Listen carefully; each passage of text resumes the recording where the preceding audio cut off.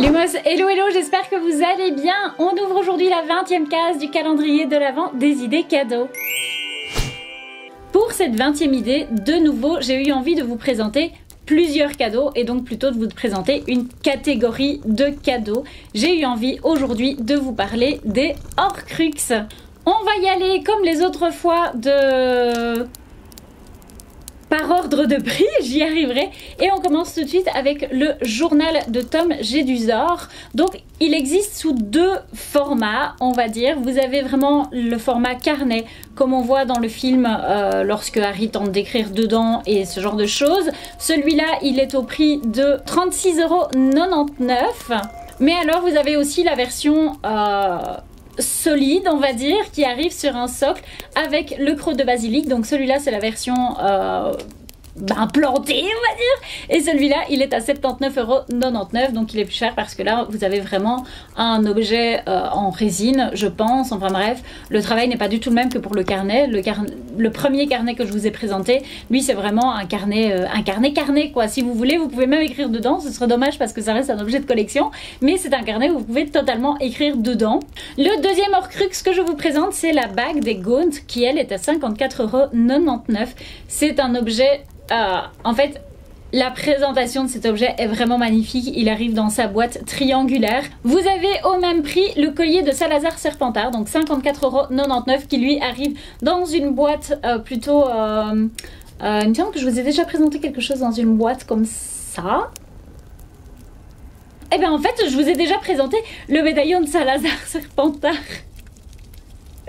Je vous l'ai présenté dans les objets de fondateurs. Donc évidemment, ici, vous allez retrouver des objets de fondateurs, étant donné que ce sont les Horcruxes aussi. Parce que le suivant, c'est la coupe de Pouf Souffle qui, elle, est à 59,99 €. Donc évidemment, je vous l'ai déjà présenté aussi. Elle est vraiment très très jolie. Comme je vous l'avais dit, ça reste un petit objet qui est facile à glisser dans une collection. L'Horcrux suivant, on peut éventuellement parler de Nagini.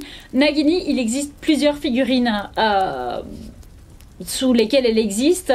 Il me semble qu'elle existe dans les boîtes des créatures magiques. Je pense qu'elle s'appelle comme ça, ces boîtes-là. Il existe une autre statuette aussi, mais qui pour le moment est hors stock. Je vous mettrai quand même le lien parce qu'on ne sait jamais que le lien revienne. Ou comme souvent, si vous voyez qu'il y a quelque chose hors stock dans les liens que je vous envoie, n'hésitez pas à donner un petit coup de téléphone à la boutique. Il est possible qu'ils aient l'objet en boutique et ce serait dommage de passer à côté de l'occasion. L'objet suivant, l'objet le plus cher que je vous ai aussi présenté dans la vidéo des objets des fondateurs, c'est le diadème de Serre d'Aigle à 219,99 €. Là, comme je vous l'avais déjà dit précédemment, ça reste un énorme budget. Vous pouvez éventuellement faire quelque chose de commun pour celui-là.